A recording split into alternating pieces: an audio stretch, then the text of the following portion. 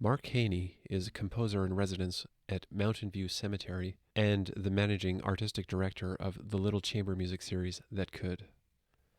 Mark is deeply motivated by issues of Canadian identity, culture, and community.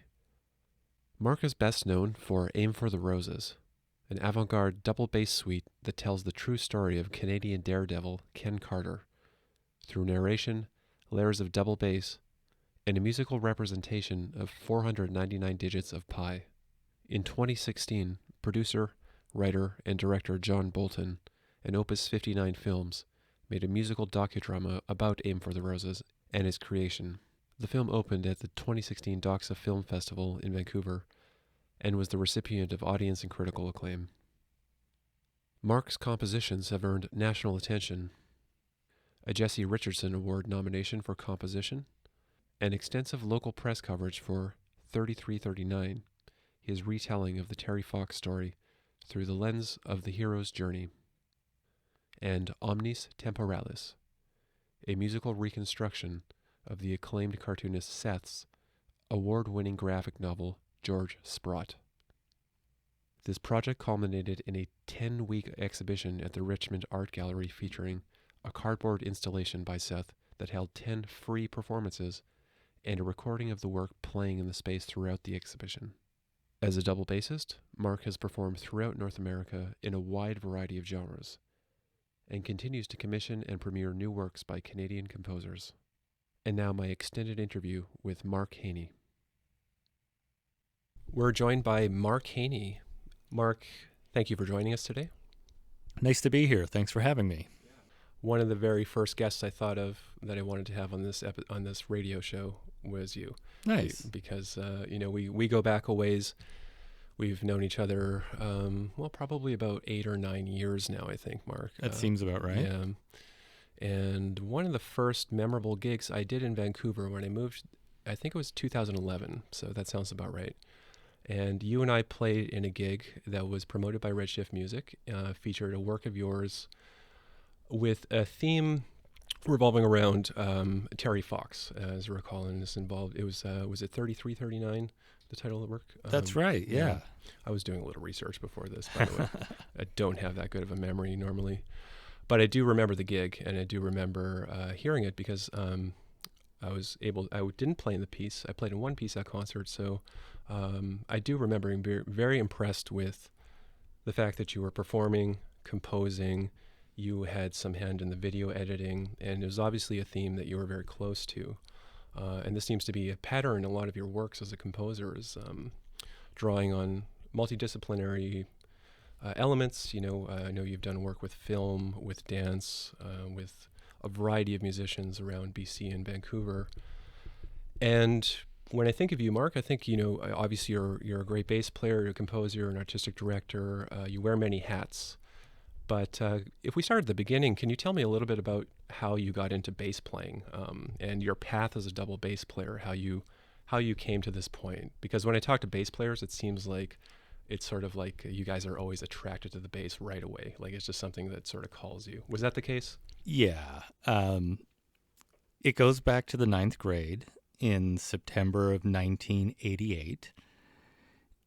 And towards the end of my first week, I went to... Okay, I'm going to back up a little bit. I grew up in a really small town, this little place called Espanola, Ontario. It's a pulp mill town in the middle of nowhere. And then my family moved from there to Ottawa in November, the year of 8th grade for me. So I finished 8th grade at this weird little elementary school in the boondocks of Ottawa, and then went to a different high school than anyone else I had just met 6 months earlier. So I was at this new high school where I knew no one in any way, which is a bit of a weird experience. Like, no one there I knew. So I was kind of trying to find things I was interested in and I'd always, I played guitar a bit, kind of hacked around a little, had a few lessons in Sudbury when I was growing up. So I thought, I should join the school band. And I didn't even really have a clear conception of what a school band was. I'd had very, very limited access to music in Espanola, and then I hadn't been in Ottawa very long, so I was still very naive and I didn't know much. So I went to the school band room and I met Laurie Hamilton, the band teacher. And I said, "Hi, I'd like to play guitar in the band."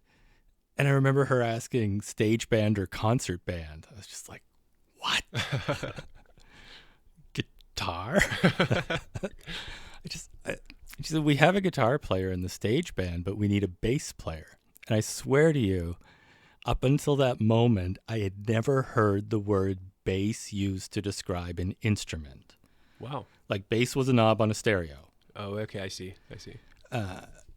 But I'd never heard of an instrument called, a bit, like I said, very naive, didn't know much.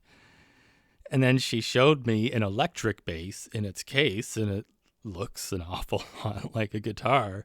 So I was like, yeah, sure, I'll give this a try. And that was kind of it. I mean, about 6 weeks later, I was playing,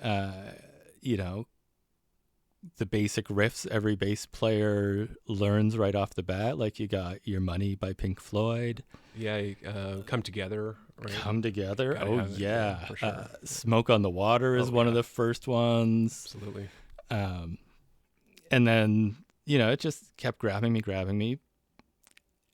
First week of the 10th grade, September of 1989, come back to school. I'd been playing electric bass in the concert band in 9th grade and in the stage band. So I come in and Laurie Hamilton, again, a major figure, says, "All right, you did good last year. Now it's time to play a real bass." I was like, "What?" And she took me to this back room and there was an upright bass in the corner. And I was just like, whoa. So it's strung the same? And she's like, yeah, the fingerings are the same and it's strung the same. And as soon as I picked up that thing, it was just like game over. I literally, like, my interest in all other things. I used to be interested in a lot of things as a kid and even like edging into high school, but interest in all of them just like evaporated. Was it just the sheer size of the instrument that was so impressive to you at the moment, or was it the actual sound? Was it the depth of the sound compared to the electric bass?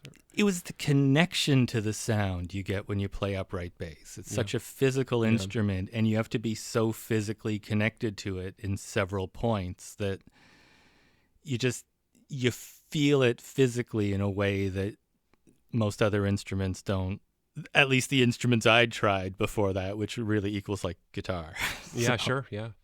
And was that something, playing in bands over the years that kind of led to your mindset as a composer? And how did you grow into your role as a composer from your roots as a bass player? All right. So the way I learned the double bass, and I don't recommend this to anyone because I had to unlearn a lot of bad technique that I taught myself. But I used to take my high school's upright bass on the bus down to the Byward Market in Ottawa every day. And I'd find some guy who was just playing guitar and singing.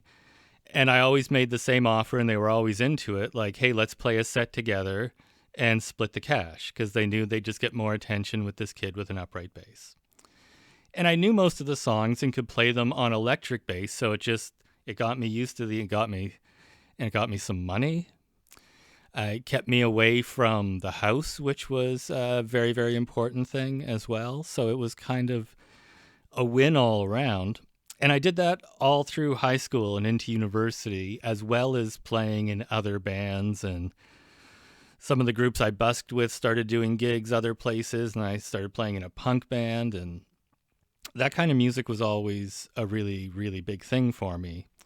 And it's interesting. I was playing a lot in a lot of different ways.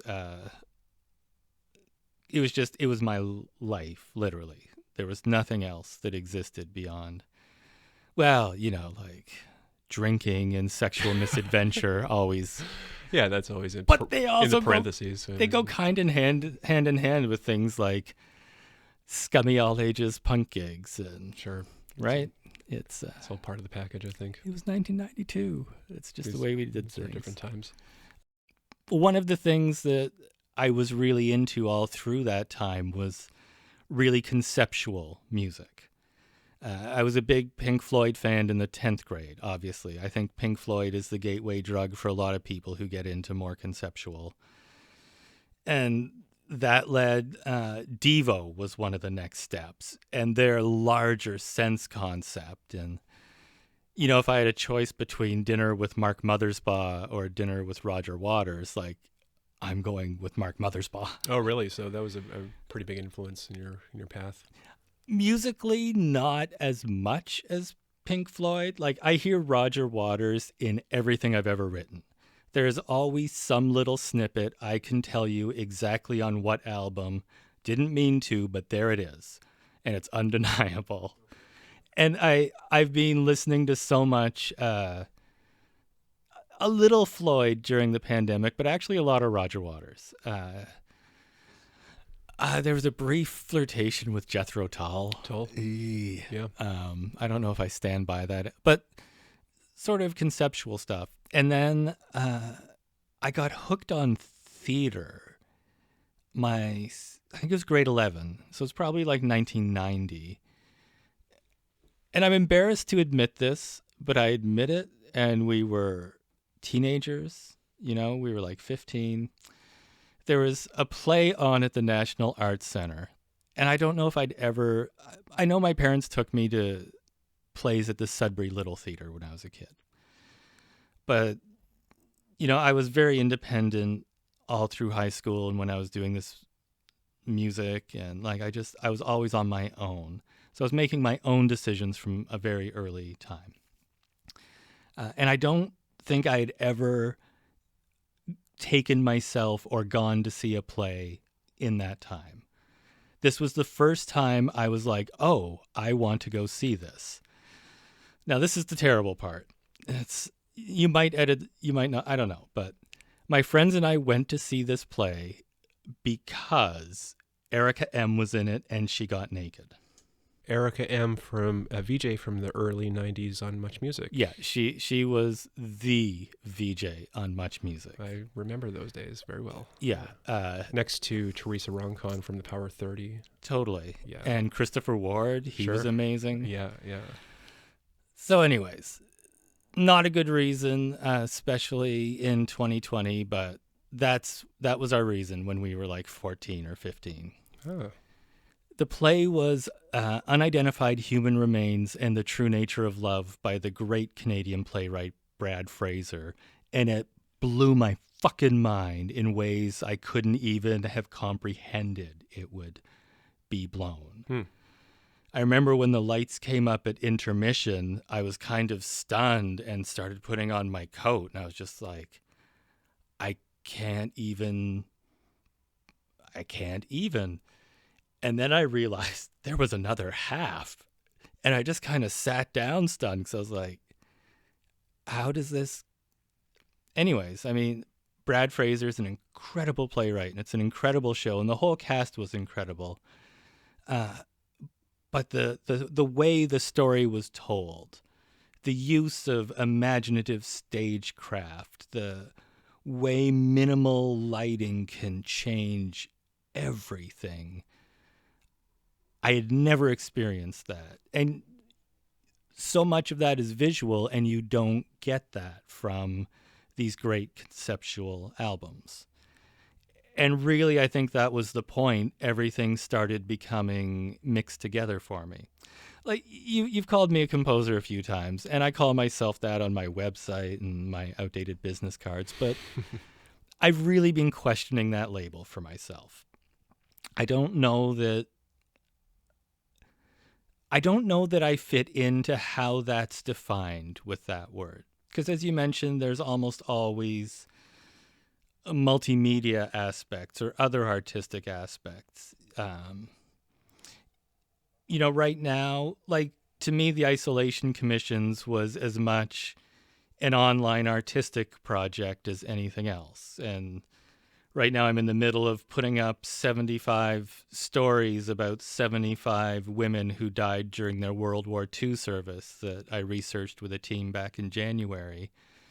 And I've started to realize, like, this is part of my artistic practice, these extra musical things. And there's a lot of other elements in that project that aren't and Little Chambers always had a strong, whatever you want to call it, cross-discipline or multidisciplinary. Definitely. Yeah, I mean, definitely. I think when you think of your work with the Little Chamber Music series, it's very often involving disciplines, dancers, like I said, theatrical productions, of course, classical musicians mixed with, let's call them, in the most general sense, from the popular music world, more also from the experimental music world, and sort of the marriage of these different styles and musical practices seems to be also a big theme in your work.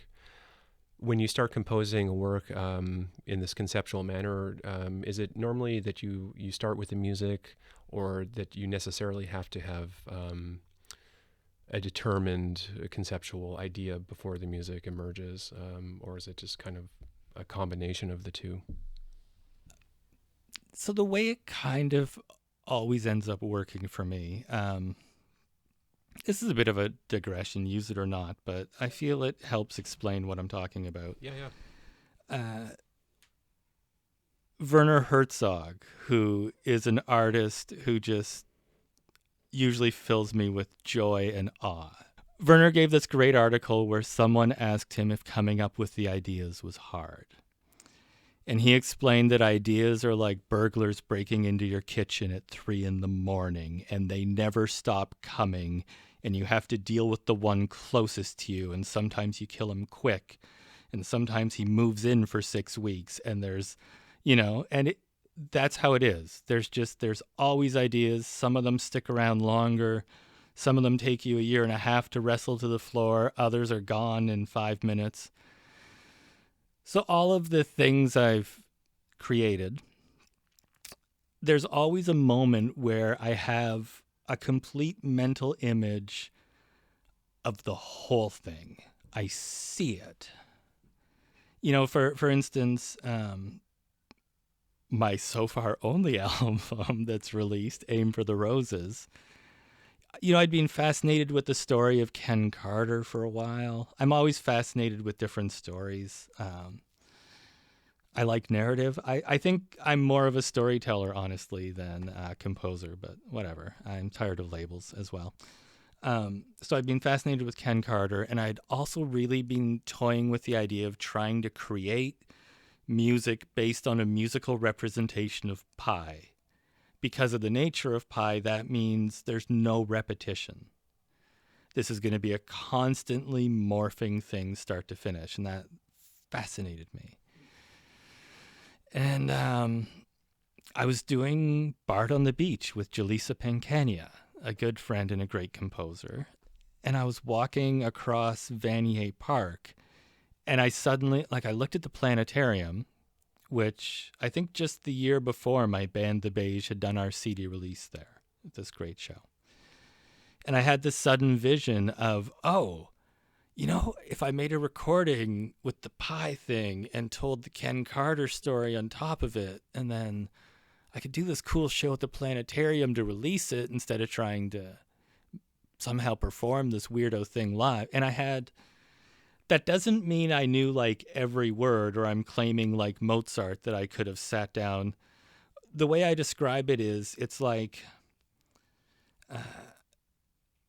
this description came to me when I did the Camino Santiago 5 years ago. 5 years ago exactly now, I was on the Camino. I remember that, yeah. Like it is for almost everyone who does it. It was like a life-changing experience in a lot of ways. Mainly just the amount of time you get to think when... And how long was your journey, actually? How long did that take? It was 35 days walking every day. It was 800 kilometers. Wow. From Saint-Jean-Pied-de-Port in France to Santiago in Spain. And met some really cool people. And my album that hasn't come out yet, called Omnis Temporalis, based on the graphic novel George Sprott by the great Canadian cartoonist Seth. I actually wrote a lot of it on the Camino. Oh, yeah. When I went, I did not take any electronics, including like no music, no phone, no camera, nothing. The only thing I took other than clothes and the guidebook was my work binder for Omnis Temporalis, which at that point I'd been working on for like 2 years. Yeah, so it was in progress at that point. Yeah. It was an in progress with a looming hard deadline. Still 6 or 8 months in the future, but... Yeah. So when we play some music later, we'll play... it's the song George Sprott's wife, Helen, sings in a dream.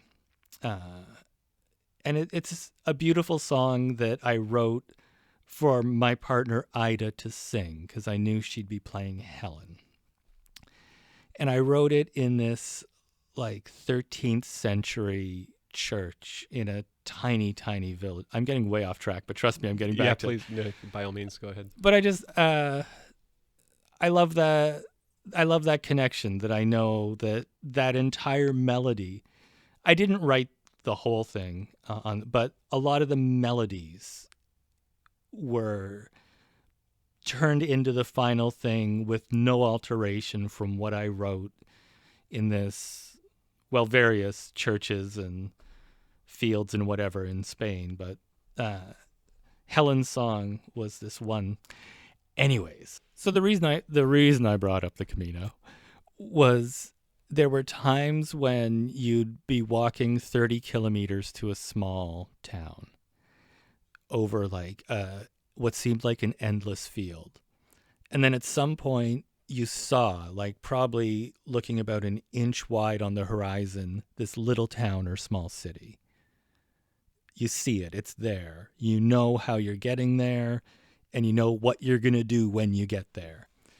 And that's the moment for me. That's the start of it. Like when I said I could see Aim for the Roses, that's what it was like. I knew exactly what it was, how I was going to get there, and what I was going to do when I was there. Then the whole creation process for me is like walking towards it. And 10 kilometers later, all of a sudden, it's not an inch wide in one shape. It's all these different shapes that you can now discern from each other, and there's depth. And when you start getting into the city and you see like actual buildings and windows and people, and you start to see all the details, that's exactly what the creative process is for me personally. I have this moment where I see the whole thing, and then I just head for it. Even though it literally takes like Aim for the Roses was very much a studio creation that took 2 years to make. So the basis of the whole thing is what I call the pi line. It's a musical representation of 499 digits of pi that there's anywhere from 10 to maybe 120 layers of double bass making that up. Then on top of that, there's some bass loops. And then on top of that, there's some other bass stuff. And then one of the last things I did on that record is we played it end to end, I think 3 times, and I just improvised over the whole thing start to finish. Wow. And a lot of that is on the album. So there's so many layers. And then there's a lot of different characters. Ken Carter is the main character, and he's performed by the brilliant local actor Andrew Wheeler, who just nailed it. It was so amazing. And then I think there's 8 songs, like actual songs that different characters sing that were so incredibly hard. It was so hard to write like an air quotes poppy song when you had to make it fit around the pi line. Right. Yeah.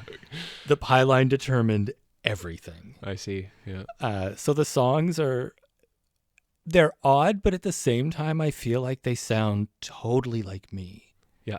So yeah, it's a fun little album.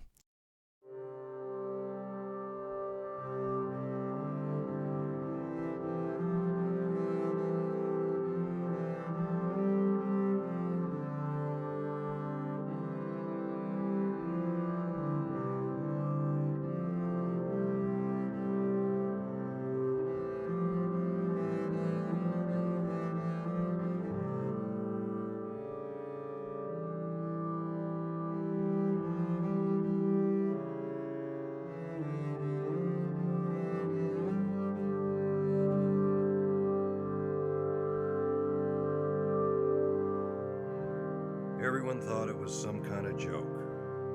I'm not stupid. I know it's dangerous and I want to live forever, but I've got to do this jump.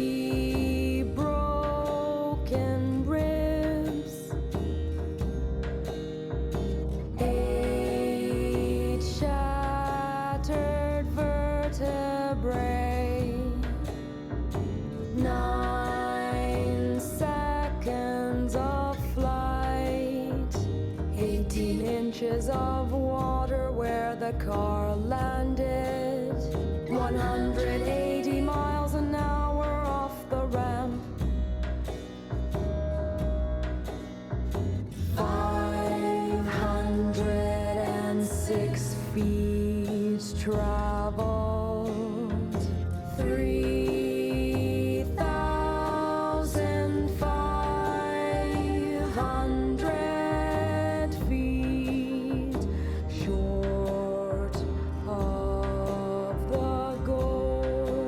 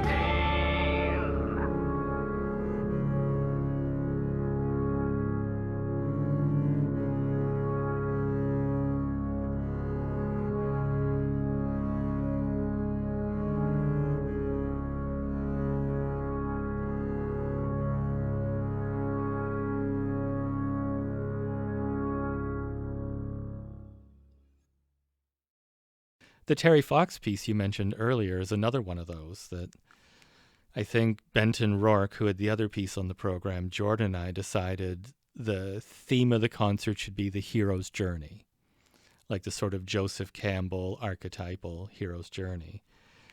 And that immediately made me think of Terry Fox, who, as a young kid in remote Canada, he was a hero. Of course, yeah. Purest sense of the word. Yeah. And then I read this woman named Leslie Scrivener, I think. Whatever, you can just... There's a definitive biography of Terry Fox. And I read that, and I read The Hero with a Thousand Faces, Joseph Campbell's most influential work. And I realized how much this worked. And that's when I had the vision of how the whole thing would pan out with the projection, with the time running and the different sections. It all made sense to me. And I had a pretty clear plan musically for how it was going to work. And then I went on a trip because part of my artistic process has a lot to do with geography. I go places. So for this, I went first to Newfoundland, to St. John, Newfoundland. St. John's, sorry. Can't leave that S off. Yeah, I always get that mixed up myself. It's not good to leave the S off. No. Because, of course, that's where his run began. And I knew I was going to go to St. John's, and then I was going to do a couple other things in Eastern Canada, and then take the Greyhound from Montreal to Thunder Bay. So the two parts of the journey I was looking at were the very beginning and the very end. And in my mind, I knew exactly how this was going to pan out, because in my mind before I went, Newfoundland, which I'd been to before, was going to be this warm, welcoming, sunshiny, and then going along the edge of Lake Superior towards the outside of Thunder Bay, where his run ended, was going to be, dark and stormy. And then I went on this trip. And my Newfoundland plan was a bit insane. What I wanted, because Terry started his training every day at like 4 a.m. That's when he would start running. So I wanted to get field recordings of where his run began and where it ended from 4 a.m. And whatever they were would be part of this piece. So I flew into Newfoundland. I got into St. John's at like 10 p.m. I didn't book a room. My plan was essentially to just hang out until 4 a.m. when I was going to go down to this harbor I had pinpointed and do a field recording. So it was cold and it was kind of rainy, and I did all this walking along the Newfoundland, sort of the inner harbor, I think it's called, or the whatever. Yeah. I wish I knew better where I had been. We But can look it up. there's all these plaques and stories about all this misfortune and horrible events. I didn't know so much of the history of that city. And there's a lot of history there and a lot of tough stuff. So that kind of colored things a bit. And then I had to climb this fence with a huge no trespassing sign to get to the place I wanted to make the field recording. And I didn't really worry about doing it because I figured if anyone busted me, I would just tell them exactly what I was doing, and but didn't happen. Anyways, so then I just started walking out of town. I followed the route he walked. I think I walked something like 12 or 13 kilometers. I was just walking for several hours. And I don't know, it's like walking on that highway out of St. John's isn't the nicest walk, and it wasn't the beginning. I could already feel the music changing. My ideas were no longer valid. It's kind of like, well, let's see what happens in Ontario. And I ended up taking the bus ride along Lake Superior, which is a route I know well because I grew up in Espanola, which is between Sudbury and Sault Ste. Marie, and my grandparents all lived in Thunder Bay. So I've been there many times. Mm-hmm. And taking the bus along there and seeing all these places kind of frozen in time from the late 70s and early 80s. And there was a warmth there and a community feeling in every little place you stopped in for half an hour. Like, I really got to know these places. Yeah. But anyway, I was just, it started really turning my ideas around. And that's why I need to go places, because it, like you said, the extra musical stuff affects the music. The specific places and how they felt. Like, it's gone now. But there used to be this white fence with a plastic plaque on it at the exact spot the Marathon of Hope ended. Mile 3,339, which is where the title comes from.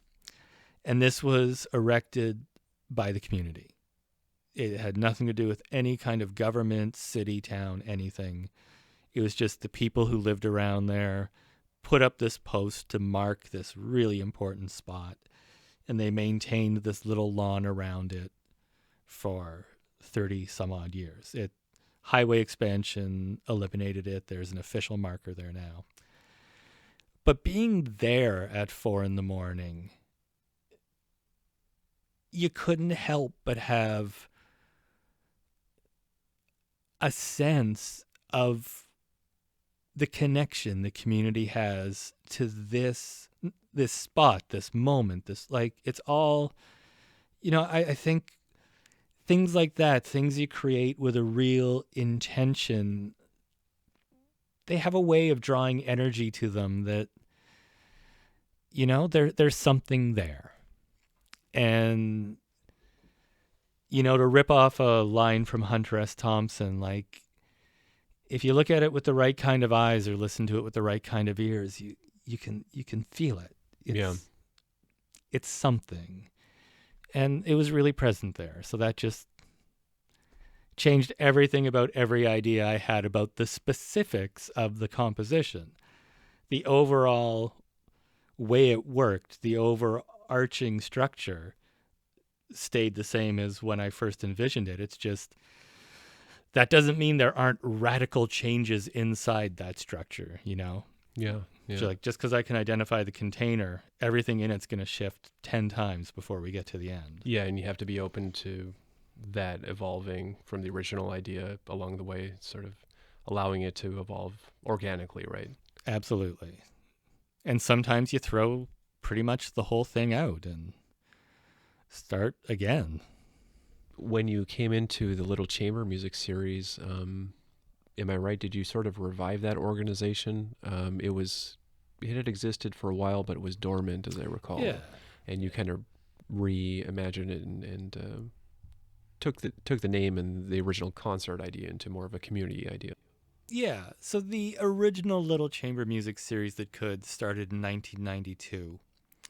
And it was sort of this gang of younger players like Cam Wilson, Les Dalla, Alan Stiles, Wallace Leung, Sandy Fittis, others that I'm blanking on their names right now. But there was a little community, and they were dedicated to doing a different kind of air quotes classical or air quotes new music concert. Like, one of their famous concerts from the 90s was the White Album concert at the Cultch, where they got different local composers to reimagine one song from the White Album each. And they had this massive band of like 15 people, and they had this night of amazing music with all these local voices in it. It was, and I played on quite a few Little Chamber Music series programs in the late 90s and very early 2000s.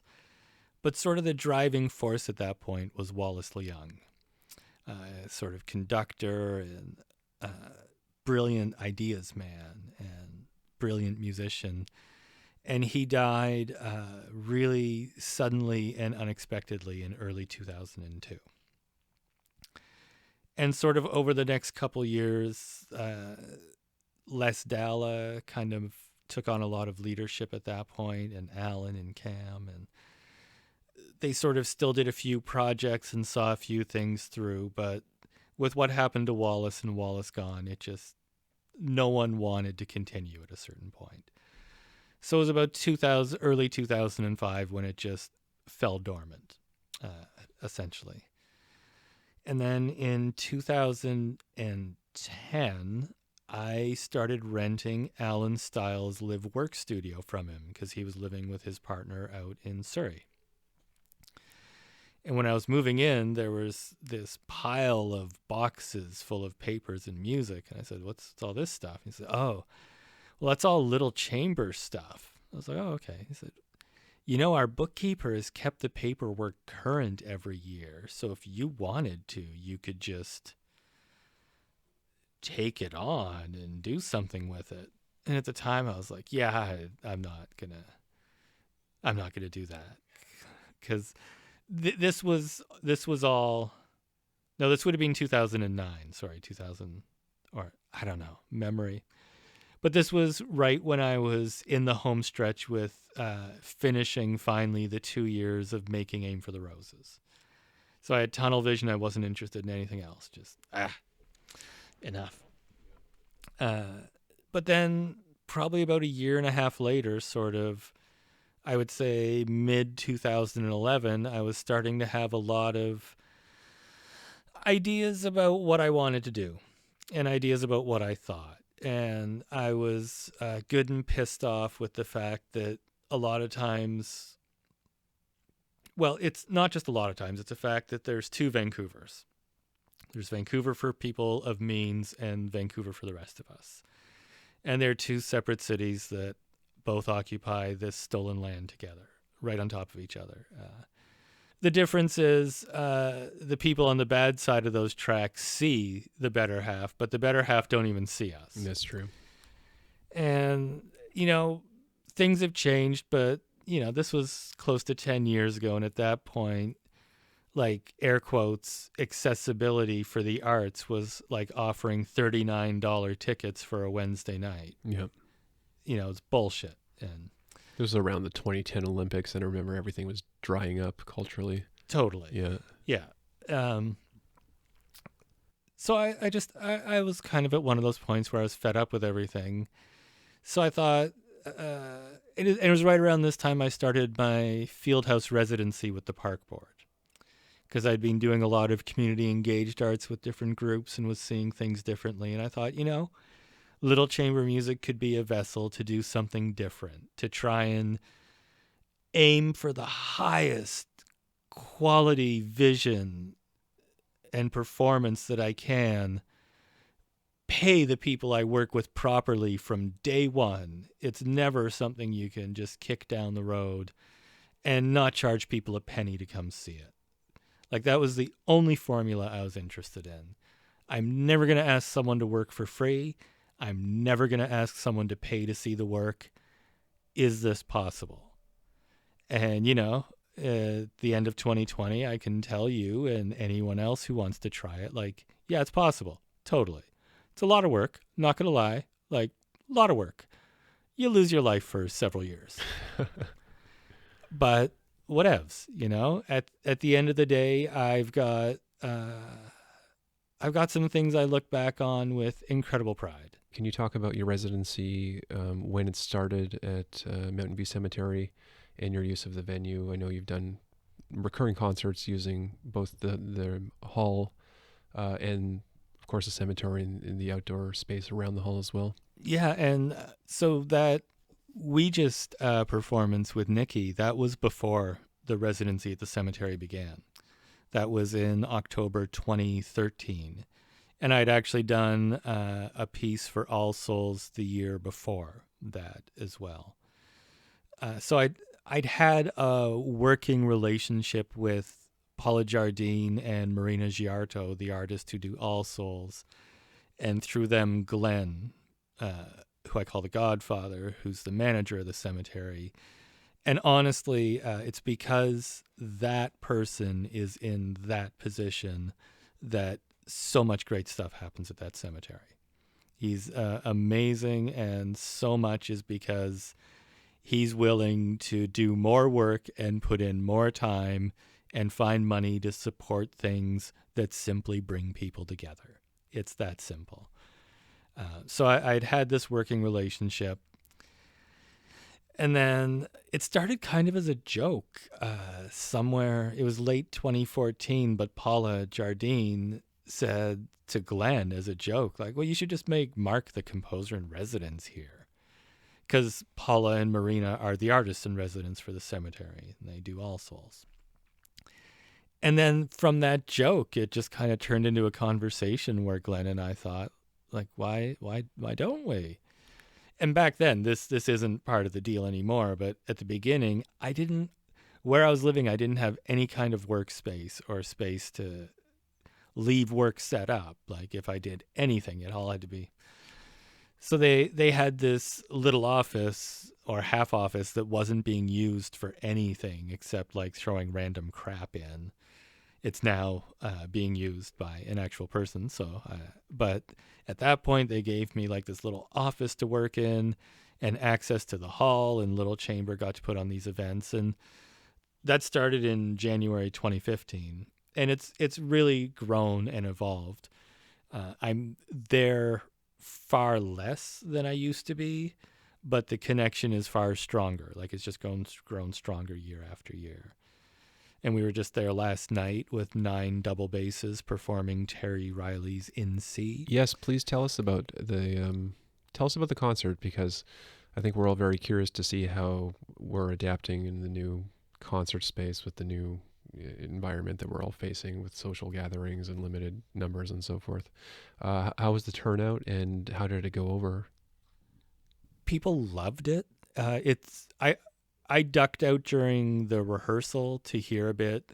The double basses were inside the celebration hall at the cemetery. And then we had a PA system outdoors and amplified it. And like, didn't amplify it subtly. We wanted the sound to like cover 5 acres. And I think it did. Really? Yeah. Some people set up way farther back than you would ever think of setting up for one of Little Chamber's events. But Brian Barr, who's done the sound for almost all of our events at the cemetery, just really made it sound great. And he brought this enormous subwoofer. Nice. You're really throwing some air out there then. And the thing is with, because the piece is actually called in D, because for it to really work on the double bass, it can't be in C. It's got to be in D. Then a lot of harmonics work. We Open can play strings and so forth, yeah. It's really the high harmonics where so many of the figures can be played octaves higher than you think of the double bass. So you'd have this ethereal soundscape drifting over the cemetery of all these high sounds. And then someone would throw in a really low note and that sub would kick in. And it's just like a bomb going on. Nice. And it was really fun in the hall. Like, those 9 basses filled the hall with sound, and it was an incredible crew. Like, everyone came to play. Everyone had a great attitude. It was just awesome. Top to bottom, just a pleasure. Total pleasure. It's always such a fun piece to play, and such a fun piece to play. And just to kind of get into the meditative mode and really listen, in stereo to the different patterns being thrown around, and your sense of time really kind of warps when you're both playing and listening to it. But did you have a sort of a scheme going into it, like a general outline of how the piece was going to evolve, or certain patterns that you wanted to highlight? Not at all. I was very, very fixated on everyone bringing their own sense of play to it. I talked maybe too much about this in the rehearsal, but I wanted people to find joy in it and have fun and feel the freedom to go anywhere their interest took them. If they started one of the phrases and then they heard something they wanted to play off, just switch, go. Don't, no preconceived anything. Just wherever you are in that moment before it unfolds into the next moment, follow whatever you want. Yeah. And I feel like everyone did. It, during the performance, I felt this incredible communication, and I locked in with everyone else in that room at some point, just either playing with them or off them, because those are both options Riley gives you. Yeah. Like, it's very open and it was a pleasure. One thing we did differently from other times I've played it, we passed the pulse. So Mark Beattie was the first bass player. So he started with the 8th note high D harmonic pulse. And what it was is I set it up so that it was the responsibility of the person taking the pulse. So the next guy in line was this young player named Yifeng. So after Yifeng had played his first 6 cells, it was his turn to take the pulse. So the process was he'd lock into the pulse playing the high D harmonic 8th notes, and then you would make really direct eye contact with the person you were taking it from, and you'd both kind of nod, and that person would release. And then Yifeng was just on the pulse, not having to do anything, like not trying to figure out counting cells or anything, just playing. Yeah. Going with the volume of the group, feeling, And then at some point, I was next. So at some point, I locked in with him and I took it. It was really interesting, passing it around that way. Very cool. And we were in sort of a horseshoe. So it really just progressed all around the horseshoe. Nice. I would like to do that again sometime, the passing the pulse thing. It's really interesting.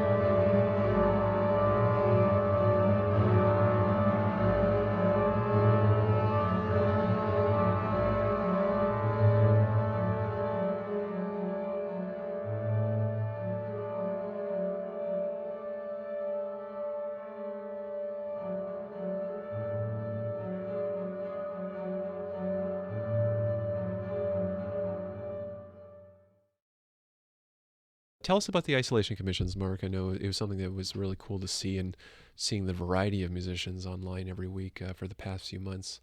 And I think it only recently ended. So please tell us about the whole project and your original idea.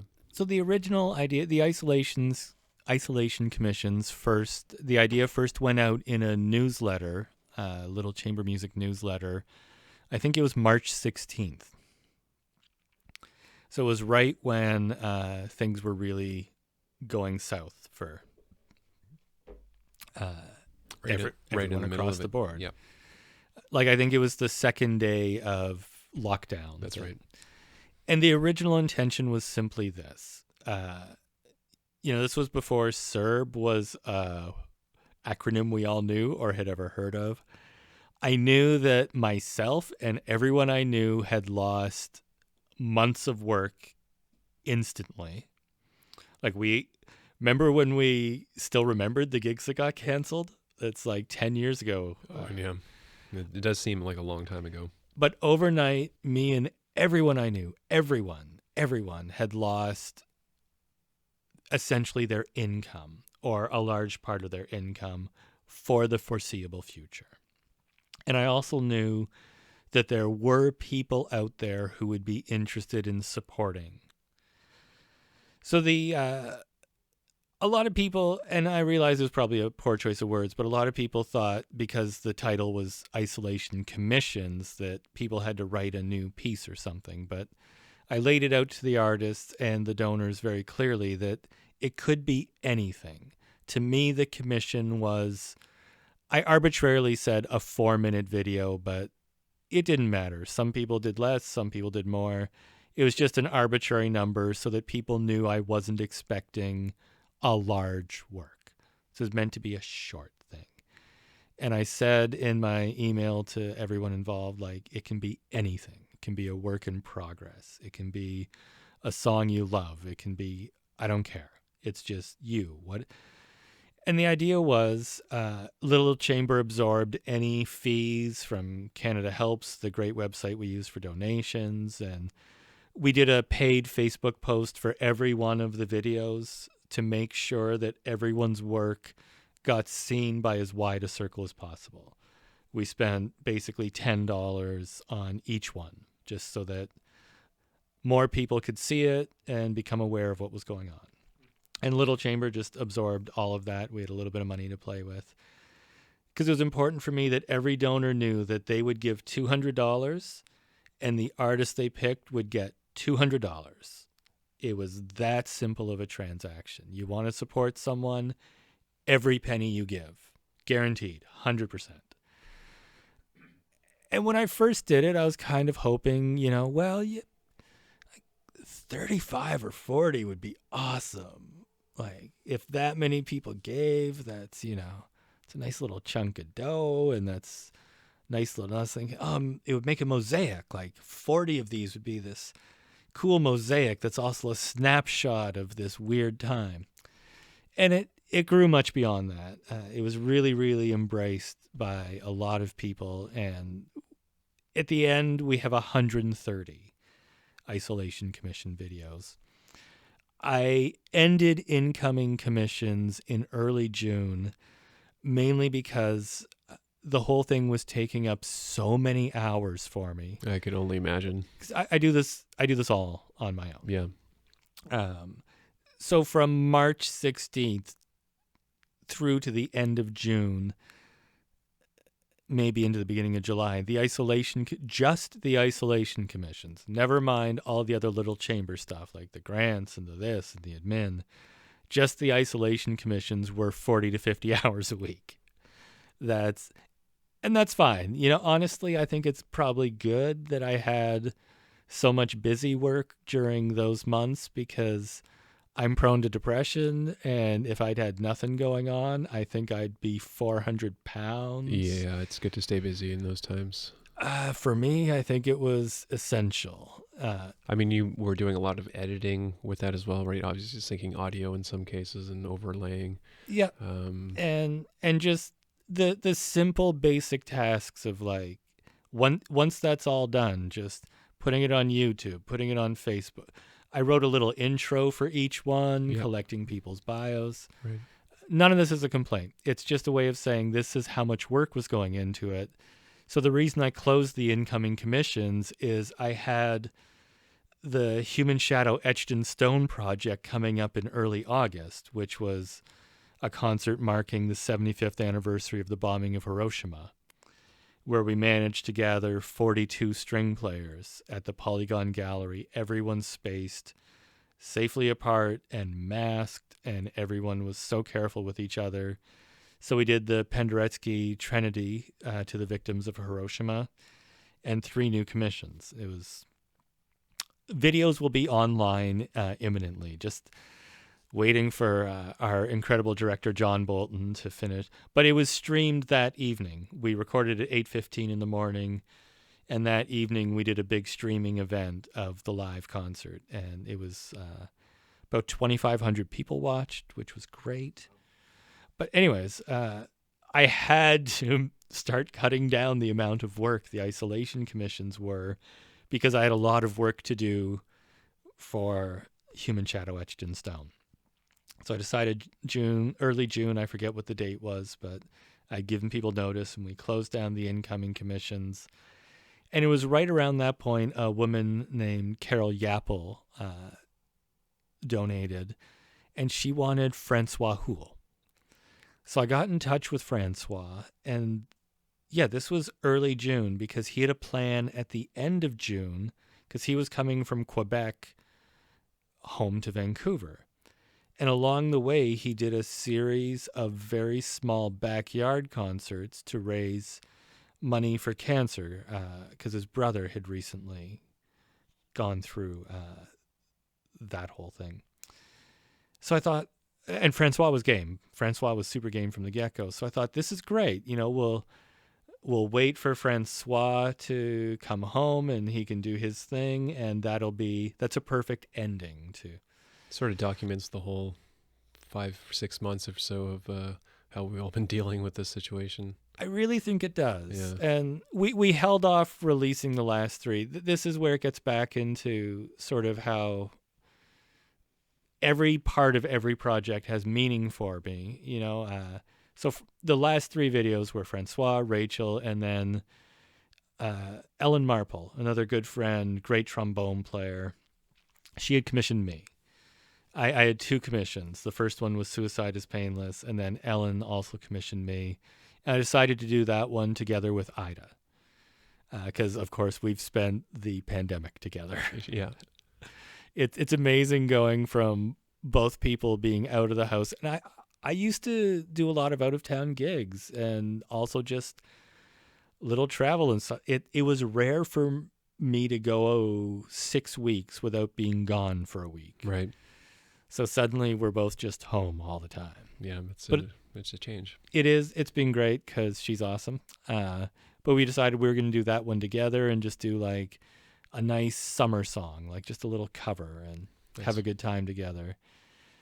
So I held off on releasing those last 3 for a couple of weeks because I thought, it should really be Labor Day, because Labor Day always feels like the end of summer obviously from when you're a kid in school, but it just felt like the last day, the symbolic last day of summer should be the day to wrap this project up and really sort of give it a goodbye and wave it into the sunset.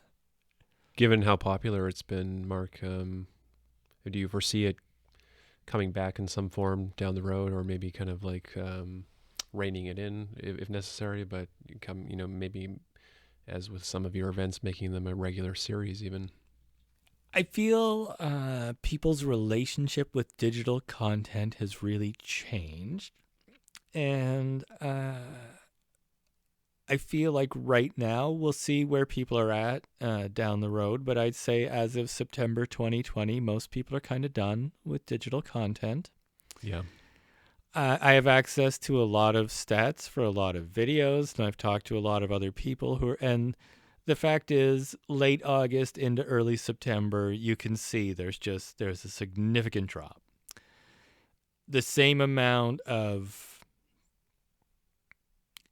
goodwill, good feelings, and attention on the various social media and sharing, but fewer and fewer of those people are clicking play. And that's not... I do the same thing.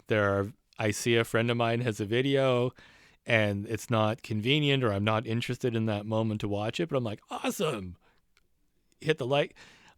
But then it's gone. It gets replaced by the next 20 waves of everything we're exposed to in the media sphere. Just the volume of content now is it's impossible to manage or really even take in, like you said.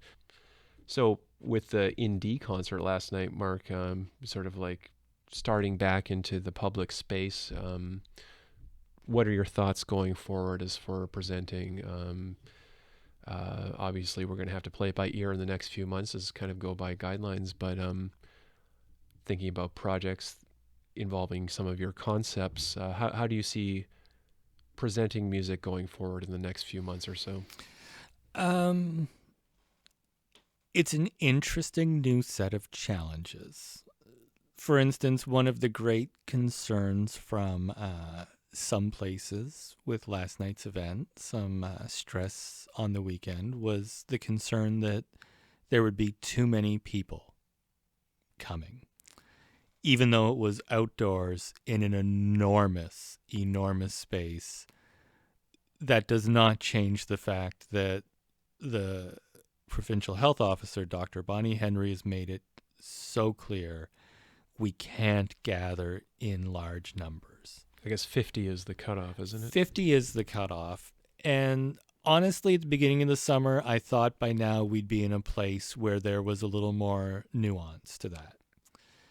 But And there may well have been by this point if, of course, the case count didn't start going up. So I'm not for a minute suggesting I'm second-guessing anything. But at the beginning of the summer, I thought, well, heading into the fall, there should be, or I hope there's some nuance around, like, well, if you have an enormous outdoor space and everyone can be 2 meters away, then... Feasible. Yeah, other places are doing that. We are not here, and that's fine. It presents the new challenge of, okay, how do I let people know we're doing this, and it's happening at this place at this time, but not let too many people know? And then within that formula, how do I stay true to the fact that I refuse to have any kind of hierarchy or tiers to engaging with what I do or attending one of our events? It's one of the great things about not selling tickets, not having advance tickets, is everyone's on the same level.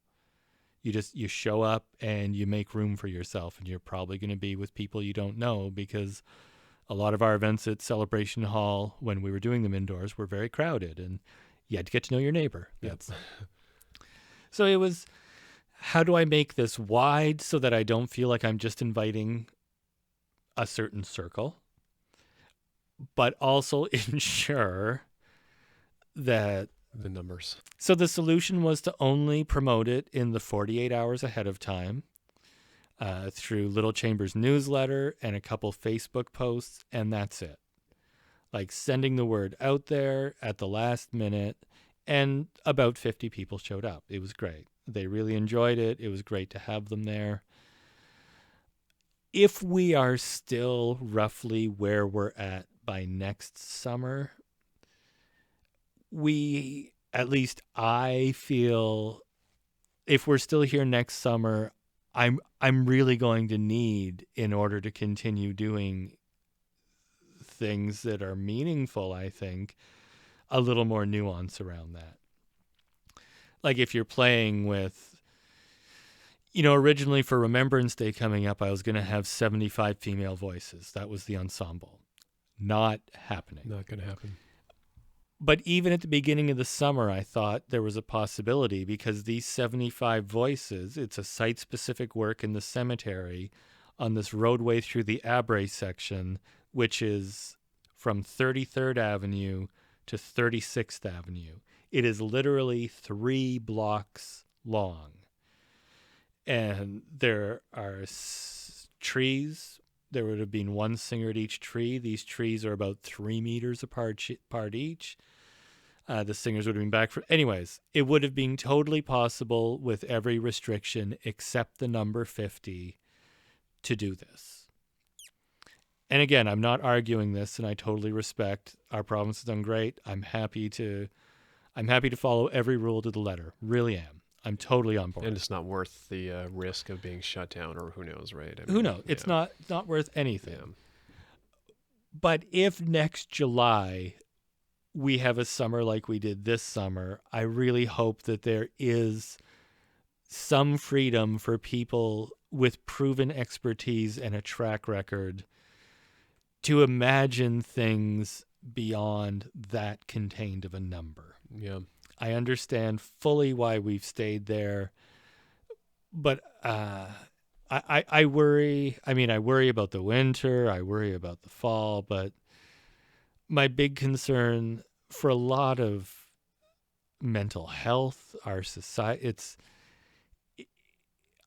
another summer like this summer, especially in our sector, is going to take a toll that, I don't know.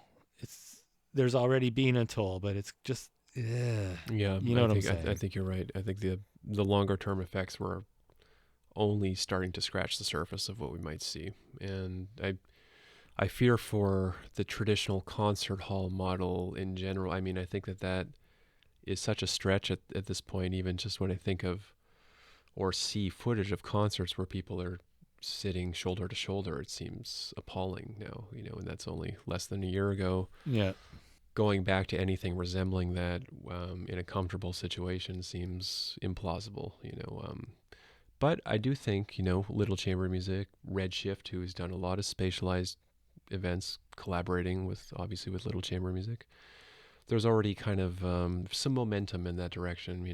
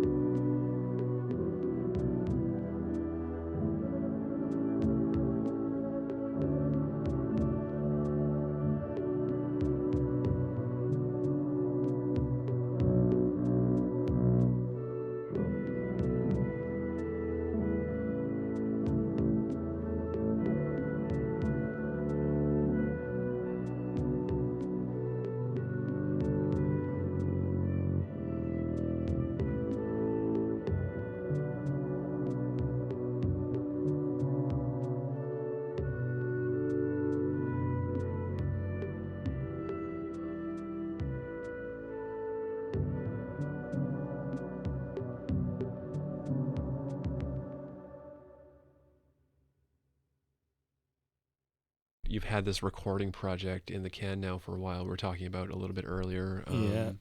That seems to be something that's really on your mind right now, and I'm hoping we can share a few excerpts of that recording with the audience for this Oh, podcast. for sure. Yeah. But tell us about the project. Tell us about the recording, and tell us when or how you expect it to be released. So this one goes back to early 2012. I was doing a different show at the Push Festival back then. It was called The Idiot. It was with Jaleesa Pancania and Jimmy Tate, the writer-director. The two of them, I think I did like 12 shows over the course of 7 or 8 years with them. Really great people to collaborate with. Anyways, somewhere in the beginning of the rehearsal process, I sent out a few Aim for the Roses CDs just to people I was a fan of. I sent one to this cartoonist named Seth, great Canadian cartoonist. His style is immediately recognizable. Everyone's seen it somewhere. You would recognize the style. So I just sent him my CD in a letter, basically just saying like, hey, I'm a big fan. This is what I do. This is what this thing is. I hope you like it. Maybe someday I'll do the same kind of thing with one of your characters. And then I got a letter back a few weeks later. I couldn't believe he actually wrote me back. And it was the start of a friendship and a collaboration, because I think his initial letter said something like, I was really scared when I pressed play because I don't like many things. But he really liked Aim for the Roses, and then I met him. I get back to Ontario, Quebec every year or two because that's where most of my good friends are. So I've been to Guelph several times to meet him. Anyways, so he agreed that I could make an album out of his graphic novel, George Sprott. Now, the graphic novel, George Sprott, is not a narrative. It's a series of like interconnected tableaus or little moments. And then I wasn't in any way doing a direct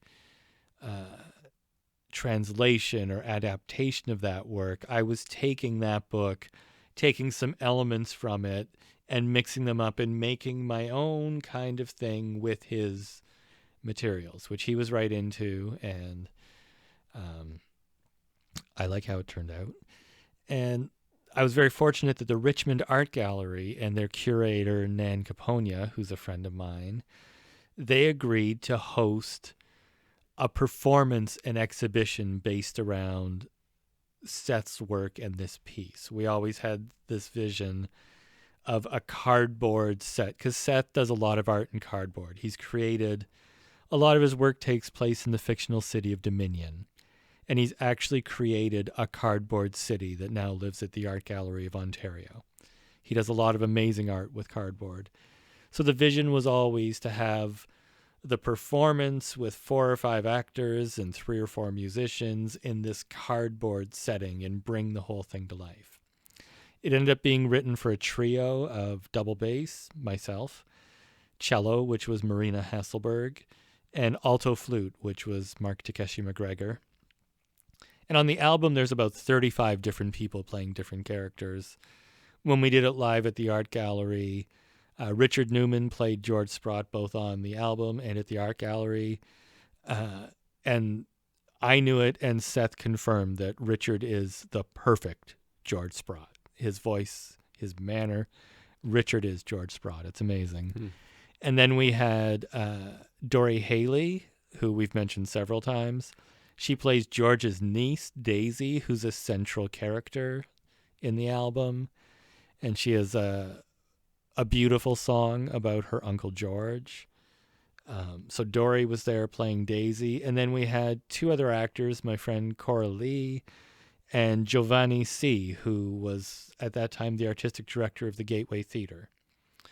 They both played a multitude of characters. Cora Lee also played the narrator. And it was amazing to bring it to life. This was back in 2017. It ran... So the exhibit had an exhibit of Seth's artwork, and then this big room at the gallery was a cardboard set of the TV station where George did his show. And the exhibition ran for 10 weeks. So when we weren't performing, we did 10 performances during that time.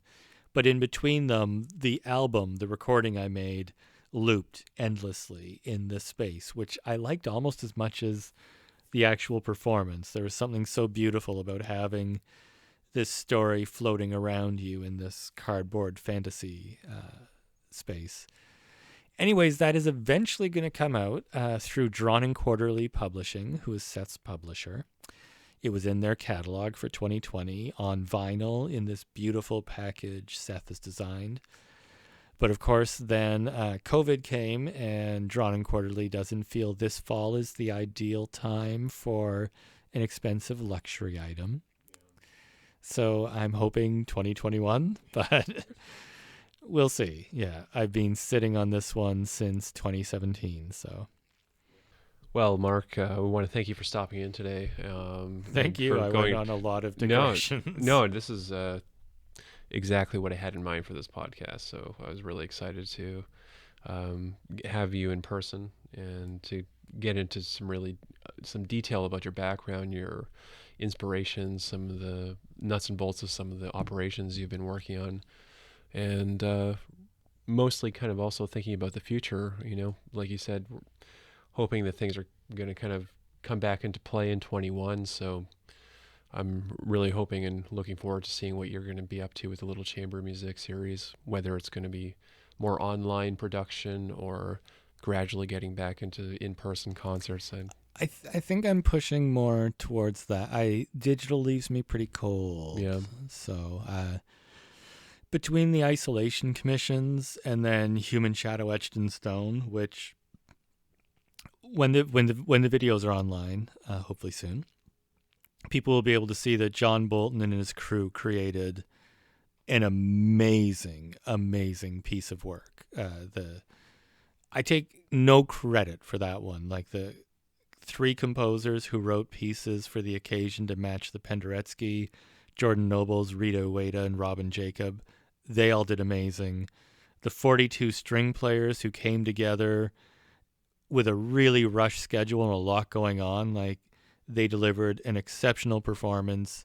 Jana Saylor, who led the group and was the conductor, and really, usually in my projects, as you know, I'm in artistic control of what's going on. And for this one, I was engaged with other parts of the project, and I gave Jana complete control over the artistic performance. And she did an incredible job. And then for John, who's a gifted director, and the crew he hired are like, these people are amazing artists in their own right. Vince Arvidsson, the director of photography, is an incredible artist. He's so good at everyone. So it's a document that I'm incredibly proud of, but also I feel like I've done the two extremes of the internet. I've done like home videos that everyone does and I compile together, and invest some money, hire the best people you can, and aim as high as possible. So my interest now is, let's find ways to bring people together in person again, because the online, there's still going to be online things coming from us. Like the indie concert, we'll have some videos produced of that. And I'm partnering with Musica Intima this fall to do recording for one of their concerts in the Celebration Hall. And I'm happy to, but as far as my own like artistic drive, I'm out of the digital realm. Yeah, I understand. Yeah. No, that's good. It was a good vacation in digital land, but I'm back IRL, as the kids say. Yes, and I think the public's all ready to consume music in person again. So yeah, I think the demand is there for sure. Well, thanks again, Mark, for stopping in, man. Thank you. It's been a pleasure.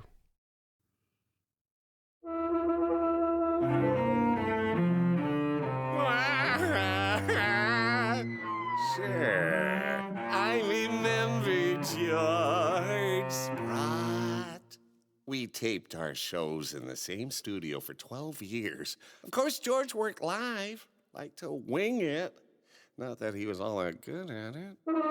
Horror host Sir Grizzly Gruesome was interviewed at Fantasticon 97. An old fat man at a desk showing ancient silent films of the Arctic, while droning on in a monotone voice, rambling on about amiable Eskimos or seal hunts or snowstorms, or some such garbage. Sometimes George would bring on one of his wrinkled old cronies. That's quite a story, Stanley. God's honest truth.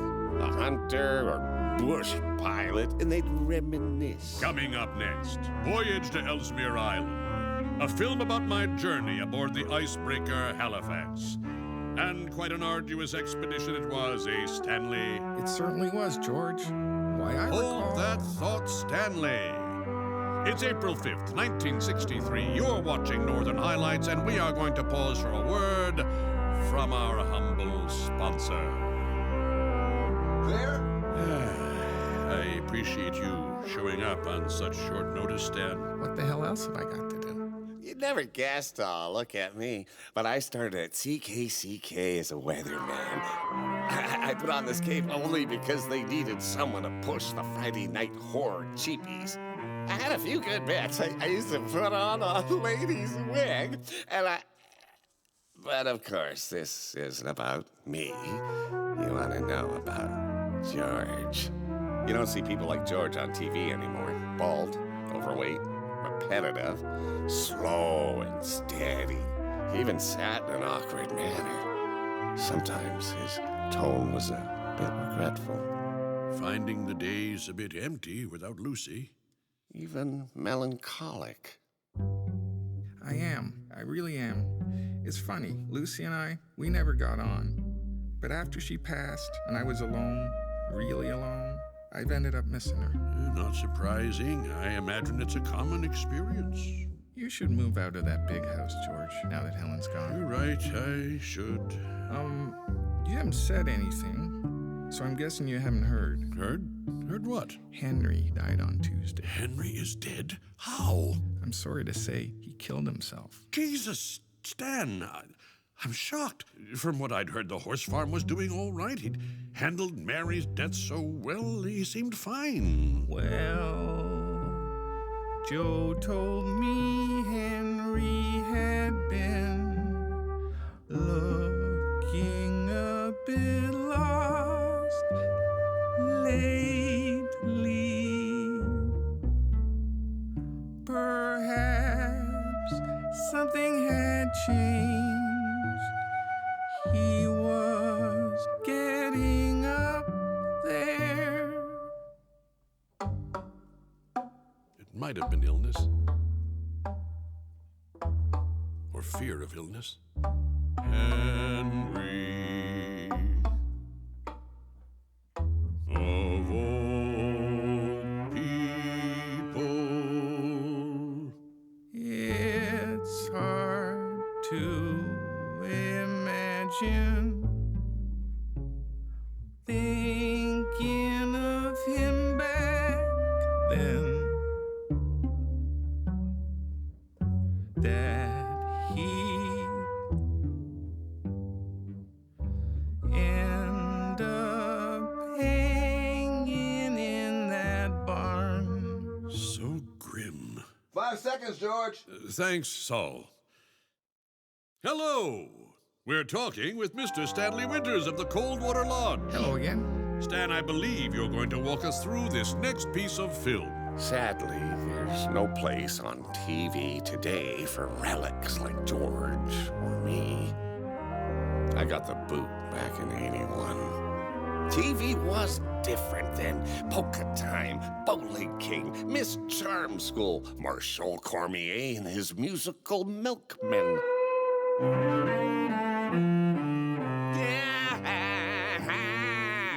Check under your beds tonight, boys and girls. Corny as hell, I know, but the kiddies loved it. You know, I married twice, and both marriages failed. It may sound silly, but neither one of them could live up to him. I miss him to this day, Uncle George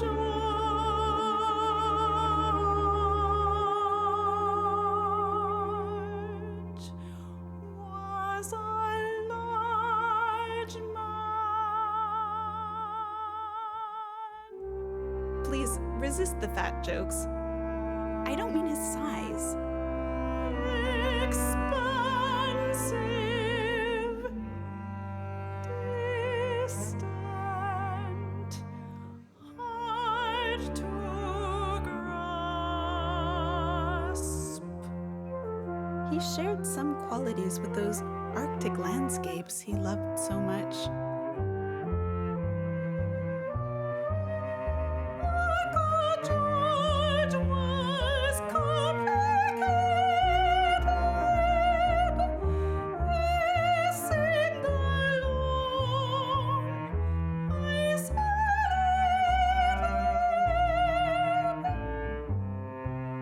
One of my few truly golden memories is a summer I spent with Uncle George and Aunt Helen. She was so quiet. I think she was unhappy. That's just a guess. I never knew her. She died the month I went back home. I know the ignorant ideas people have of the Inuit, living in snow huts and isolated, uneducated. But we have a library in town, and Margaret Nowdlack helped me to find information on him.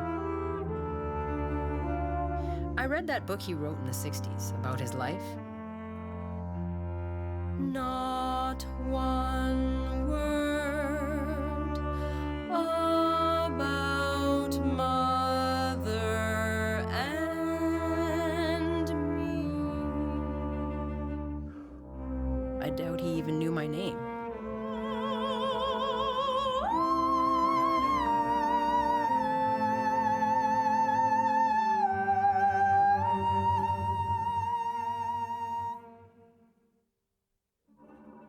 For a man who talked so much about himself, he really never let you in.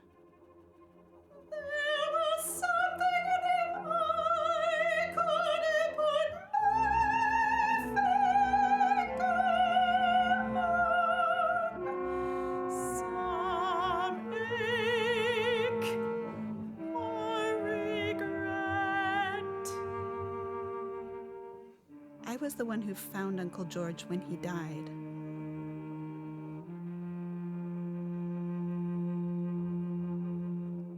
I miss him. I won't talk about that. To this day.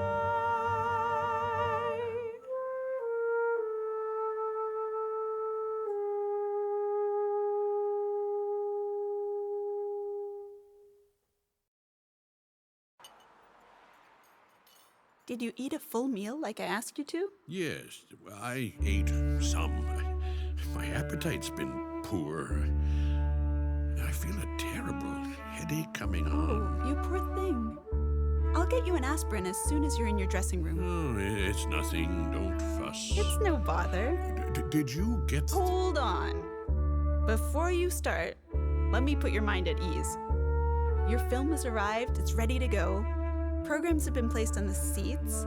The lighting has been softened as you requested. Water is inside the lectern. Yeah, you have your lecture in your bag. The regulars are already seated. The box office is open. Now, do you have anything else to worry about? No. My dear, you've done a perfect job. Impeccable. Okay. Then I'll be right back with that aspirin.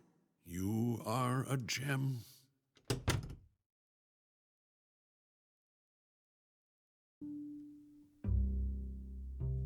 I'm in my den. My den on Gladstone Street. I haven't lived here in 10 years. Helen. Hello. So nice of you to visit. You know, you remind me of my husband, George. Helen, it's me. I'm right here. You'd have liked George. Everyone liked George. But sometimes I wondered if I liked.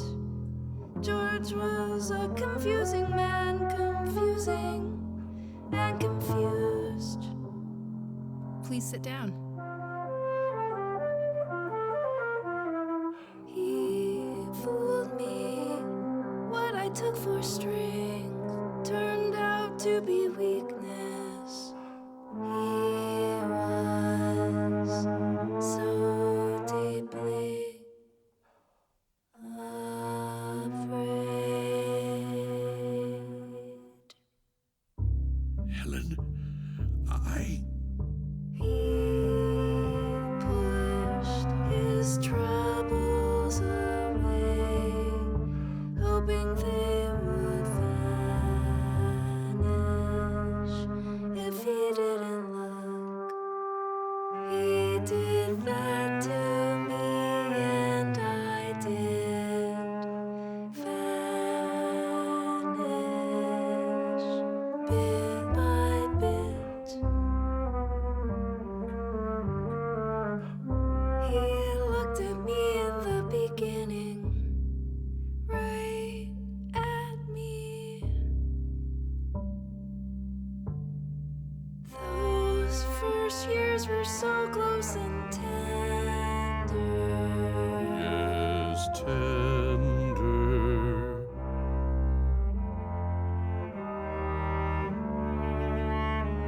But later, the disappointments, the infidelities, when I grew unhappy,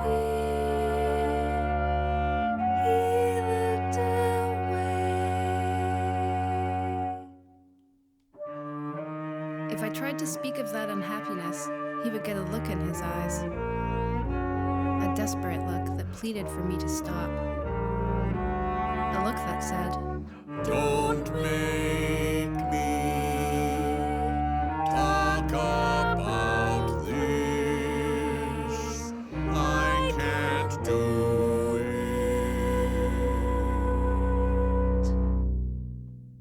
Yes, it's true.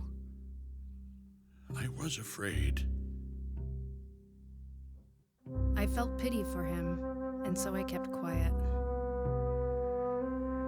Night after night, year after year, I wanted to speak, but eventually that silence, a hill too high to climb.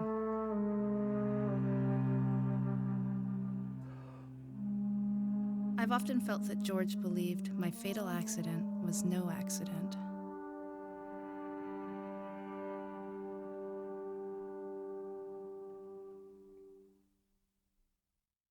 Throughout my interview with Mark, you heard excerpts from Aim for the Roses, as well as a live excerpt from his recent concert in D at the Mountainview Cemetary, and his recording for the Isolation Commission's project, Suicide is Painless, otherwise known as the theme song from MASH. Lastly, you heard some excerpts from his forthcoming release, Omnis Temporalis. For more information on Mark and these projects, please visit markhaney.ca and subscribe to the Little Chamber Music series that could.